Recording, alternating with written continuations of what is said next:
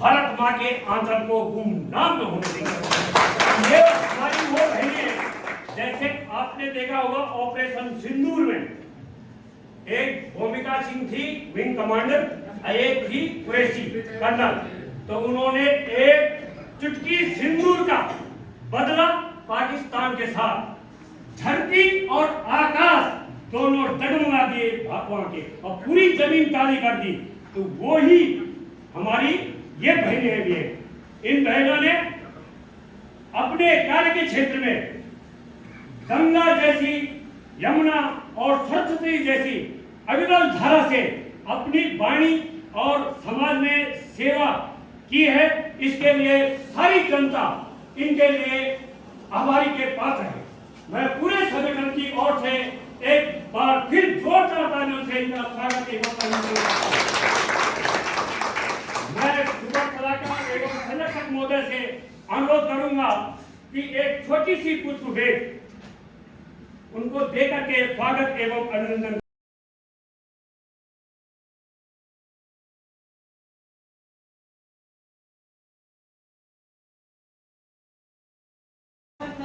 सर्वप्रथम तो मैं आप लोगों का धन्यवाद व्यक्त करना चाहूंगी कि आप लोगों ने हमें इस लायक समझा कि आपने हमको यहाँ बुलाया। आप लोग सब बधाई के पात्र हैं। और इसके पश्चात मैं ये भी कहना चाहूंगी कि खेत पे किसान और सेना पर जवान, अगर ये दोनों जो हैं अपने स्थान पर सही हिसाब से काम कर रहे हैं तो हम लोग जो है सुरक्षित है।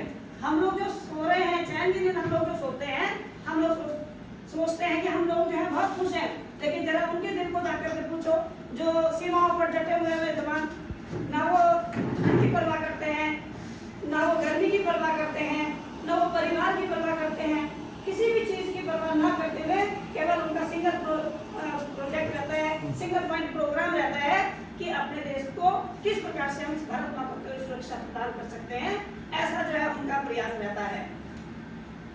मैं इसलिए भी कहना चाहूंगी, चूंकि मैं भी एक सेनानी की पुत्री हूँ, मैं भी एक फौजी की बेटी हूँ।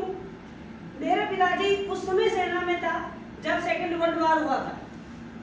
उस समय जो फौजियों की के प्रति जो सम्मान था, उस समय से मेरे दिल में जो था वो सम्मान आज भी है और आगे भी रहेगा। और मैं बिल्कुल हृदय से कह रही हूँ, किसी उसमें संकोच नहीं मुझे होता। जितना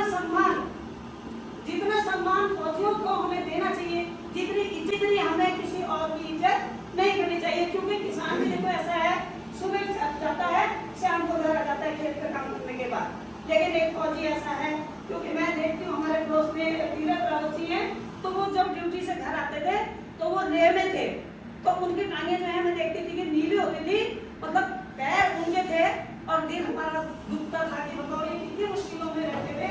इसलिए क्योंकि हम गए नहीं, लेकिन अनुभव कर सकते हैं।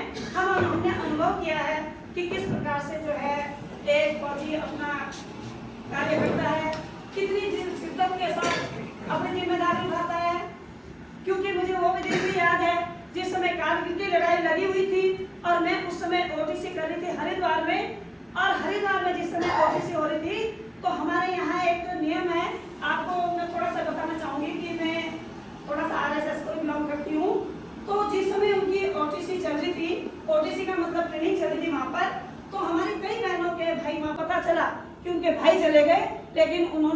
आग तक नहीं गिराया, क्योंकि उनको तैयारी इसलिए किया था कि वो भारत माता के लिए गए हैं।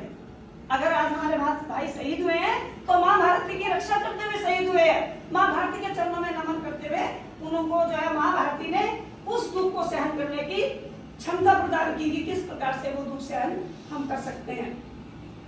मुझे वो दिन भी याद है। एक बार क्या हुआ, मैं क्योंकि मैं आप लोगों के बीच ही हूँ और आप लोगों के साथ जमीन से जुड़ी हुई है, पली बड़ी हूँ, सारा यही आप लोगों के बीच में रही हूँ।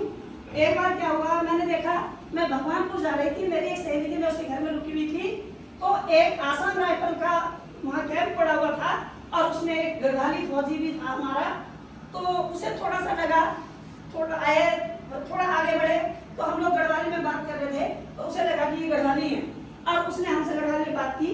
तो वो लगा कहने की मुझे बहुत ज्यादा परेशानी हो रही है और मेरा जो है बिस्तर कहीं कैंप में छूट गया और हमारे यहाँ तो सीधे सजा होती है, मुझे जानकारी नहीं दी, सजा होती है। कहते हमने कहा चलो जो भी है हम आपको इसमें सहयोग करेंगे। हमने उसे रजाई गद्दा कंबल जो भी था उसे कहा भैया किसी भी समय तुम आओ और चुपचाप यहाँ से पराल भी जाओ। उसे कहा मुझे पराल भी दे दो।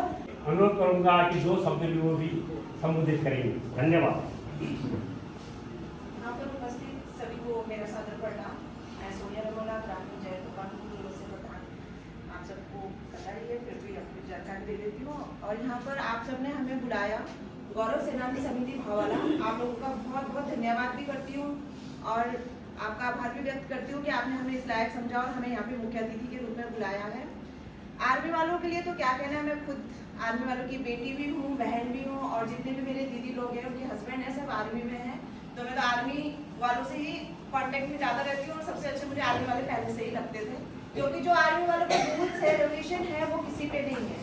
आर्मी वाले भले रिटायर्ड भी हो जाते हैं पर जो उनके काम करने की जो नीति रहती है उनकी बिल्कुल एक वो रहती है, बाकी जो और अदर उसमें रहते हैं उनको नहीं आता है। मैंने देखा है आज भी लोग रिटायर्ड हैं, कल एक भैया ही आर्मी से रिटायर्ड मेरे पास काफी काम करवा रहे थे, मैं उनकी कल फाइल देखी थी और मैंने उनको एक ही बात में संबोधित किया, मैंने भैया आप लग रहे हो कि आप आर्मी में हो, क्योंकि आर्मी वालों के जितने भी डॉक्यूमेंट्स होंगे वो बिल्कुल एक नियम से होंगे, सब कुछ जो वैसे रहते हैं, उनके कहीं कुछ पड़ा रहता है कहीं कुछ पड़ा रहता है। पर आर्मी वालों का जो देखा है मैंने, हर चीज का, चाहे वो आप ड्रेसअप देखिए, चाहे उनके घर की हर एक चीज एक्यूरेट आपको मिलती है।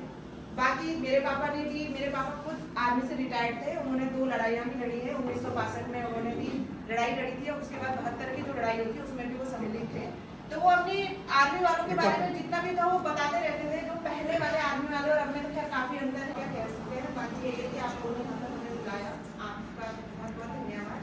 और बात रही विकास की, तो पूर्व में भी मैं क्षेत्र पंचायत रही हूँ और जैसे दीदी ने भी बताया कि वो ऑफिस में गए, तो मेरे भी हस्बैंड ने कभी ऐसा साथ में वो नहीं गए हैं, पर उन्होंने हमेशा मुझे ही आगे भेजा है कि आपने सीखना है, आप पद में हैं, तो इस चीज़ में मेरा कोई काम नहीं है। बीडीसी में अभी भी जो एडीओ सर हैं, चाहे वो सैसपुर में जितने भी अधिकारी हैं, सब बहुत अच्छे से मुझे पहचानते भी हैं और उनको बहुत खुशी भी हुई है, क्योंकि मनरेगा के काम कराने सबसे हार्ड होते हैं।